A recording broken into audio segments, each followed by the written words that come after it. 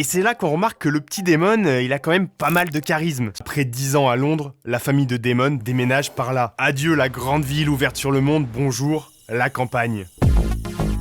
Damon il débarque dans un lycée bien tradi avec des élèves fermés d'esprit, pour pas dire racistes ou homophobes. Il est clairement en décalage avec tout le monde, il s'habille pas pareil, il a pas les mêmes goûts musicaux, pas le même style, et ça passe assez mal. Eh, le nouveau, t'es gay ou quoi? Sale cassos. C'est ta mère la cassos. Pendant des années, Damon il subit du harcèlement, des coups de pression, on le plaque contre le mur pour lui arracher sa boucle d'oreille et il se fait tabasser dans les toilettes.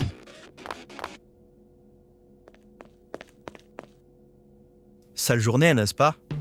Lui c'est Graham, il kiffe les groupes de two-tone et il a l'air tout aussi à part que Damon. C'est le coup de foudre amical. Damon et Graham ils vont se mettre à traîner ensemble chez les disquaires, à sortir dans les clubs et surtout à jouer de la musique. Ils se produisent même aux fêtes du lycée, Graham à la guitare et Damon au chant. Et c'est là qu'on remarque que le petit Damon il a quand même pas mal de charisme. Son aura lui permet même de pécho une meuf de 2 ans de plus que lui. C'est évidemment une raison de plus pour se faire tabasser.